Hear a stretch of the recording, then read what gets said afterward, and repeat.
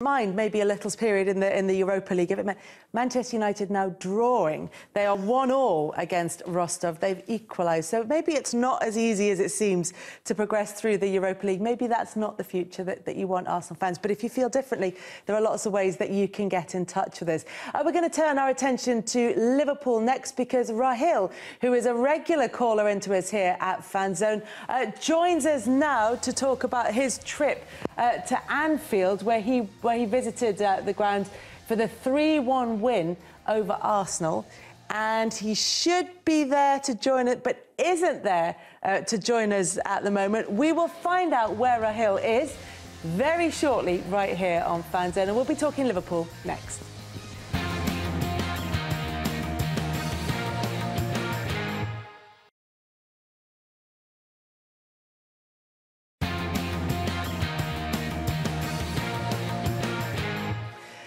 Hello, welcome back to FanZone. We've been playing a trick on you. It's not a very good trick, but it does have a very good ending, because we were trying to speak to Rahil beforehand and we were just pretending that he was in India. He's not in India. He's been to Anfield and now he's here with us on FanZone. fresh from Liverpool's 3-1 win over Arsenal. So, Rahil, thank you very much for coming in. It's my pleasure. Tell us all about your trip. Oh, it was magical. I've waited... I started following Liverpool in 2001. I've waited 16 years to watch it. Planned several trips which haven't worked out before this, and finally it was magical to be there. And you get to see the stadium in its new incarnation, Exactly. with the new main stand. And how did it look to you? Oh, it looked crazy. I mean, I couldn't touch the signboard because of the stadium tour. It's under renovations. I missed out on that, but other than that, it was magical.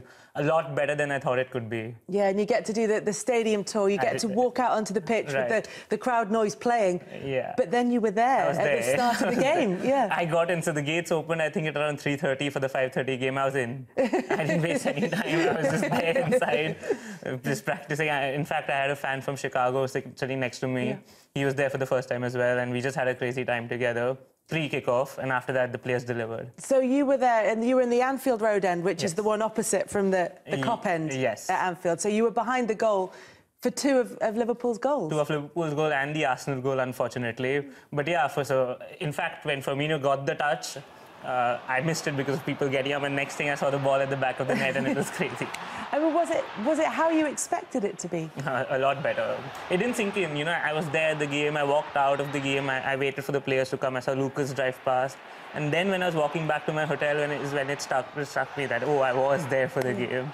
And I've been watching videos, pictures ever since then. And when you see the game live, when you watch the players, and particularly in a good performance like this one against Arsenal, how different did it look to see them playing in the flesh? Oh, it looked a lot more different. So Lallana was immense in the game. You know, you can track certain players which you can't get to see on television. So I was tracking Lallana and his running, and I think he's taken to the pressing game better than anyone else in the Liverpool squad. Wijnaldum, in fact, all of the midfield, Wijnaldum too was really good.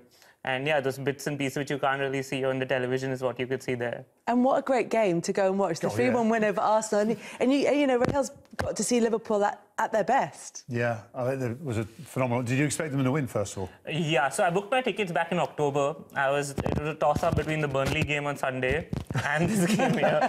You went for the glamour tie. No, so at the time, you know, it looked like an easy win. I'll take Burnley, but I just took Arsenal. And now it looks like we beat the big clubs, but we don't beat the small clubs, so I might have just seen the better game. It was the right game. I mean, one thing, did you notice a difference in the size of the players? Yeah, I did. Yeah, they look, I mean, lifelike players are like... You saw the Arsenal player especially. I think Mustafi looks a lot bigger than he is on TV. Same with Bellerin. He looks shorter, but you see him live on TV, he looks bigger as well. And the Liverpool players are the smaller ones. You know, it's Mane, Coutinho. Firmino looks bigger than he would otherwise on television. It was unreal, just the whole atmosphere. Yeah. It's deceptive, isn't it? It's deceptive, But was it for you, walking out at the ground, and you watch games at Anfield as well on television, what for you is the difference between actually seeing the game live and watching it on television from the perspective of someone who's played at Anfield? But the size of the stadium, for one. I mean, I was fortunate I played there a few years ago in the Hillsborough testimonial match, but it was... the size of the stadium, when you're watching, the pitch becomes small, and you look up, and especially with the new stand, and everything becomes this sort of change of shape and size, if you like, but also the noise. The noise, absolutely. What was You'll Never Walk Alone like? Oh, it was incredible, too good. In fact, you know what? I always wanted to see Anfield under lights, and so when I got into the stadium, the lights were just warming up, and by the second half, they were in full effect, and Anfield looked crazy under the light. Did you join in? You'll Never Walk Alone? Yes, I did. I had to. I mean, you can't not. I have to say, at this moment, I was lucky to be in Kerala for the Liverpool Supporters Club. It was their first meeting in Kerala, and they sung "You'll Never Walk Alone." And, OK, it wasn't 50,000 people singing, but the passion was there. We do it in our fan club meets in Mumbai as well. I used to go for them earlier. So we do that. I mean, we have our own chants as well, modified versions, but yeah.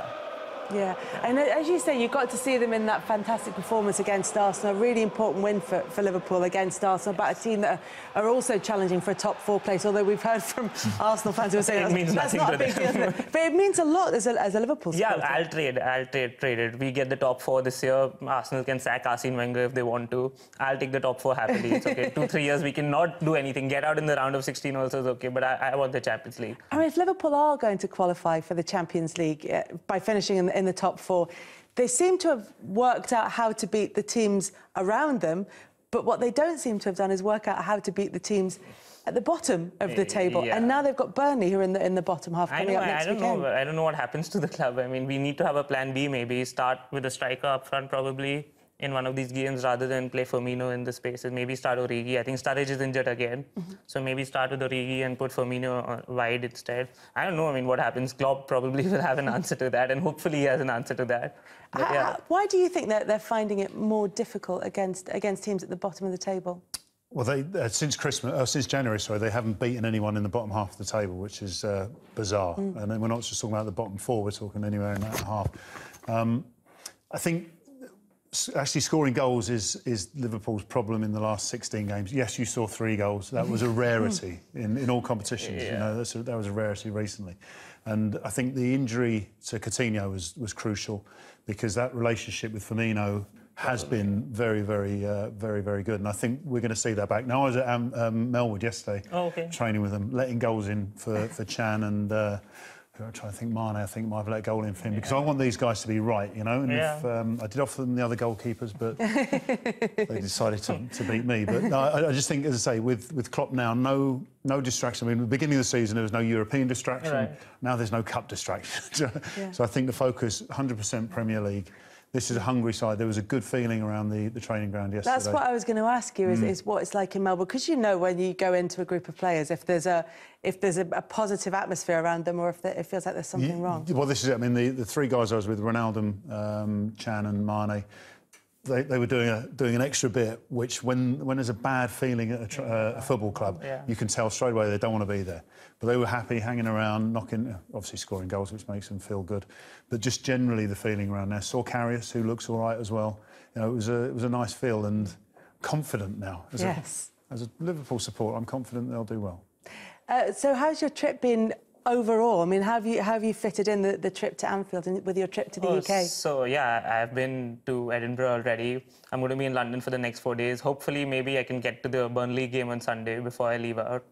And, I mean, it's been a pretty good experience so far. Yeah, we'll need to find a sort of Liverpool supporters group in London that you can watch the game against Burnley with. That would be the ideal situation. Yeah. And do you think that you're going to try and repeat it? I would love to. I think this has to happen once a season. So, at the end of the season comes, having seen... I mean, you've seen Liverpool in a really special match, but, I mean, do you think that they can sustain the form and finish in the top 4 this season? I would like to believe so right now, because I believe we will start beating the smaller clubs. And once that... I think it's a matter of one game. Once we beat one of the smaller clubs, I think we can get on to a run again. Amongst the tougher teams, I think we only play City away right now. That's about it. So that's an easy one for them, though, isn't it? Yeah, I believe that should be straightforward. No, so I believe we should be back onto it. You spoke about Coutinho being injured. I thought Mane being away was a very, very big miss for us. Yeah. Now 3 of them are back together. Hopefully Sturridge will get fit. I'm a big believer in Sturridge. When they're fit and playing well, they're so hard to play against. Sturridge offers a lot. Rahil, thank you very much for joining us. David, thank you for joining us on FanZone, and thank you to all of you for getting in touch. We'll see you next time on FanZone. Bye-bye.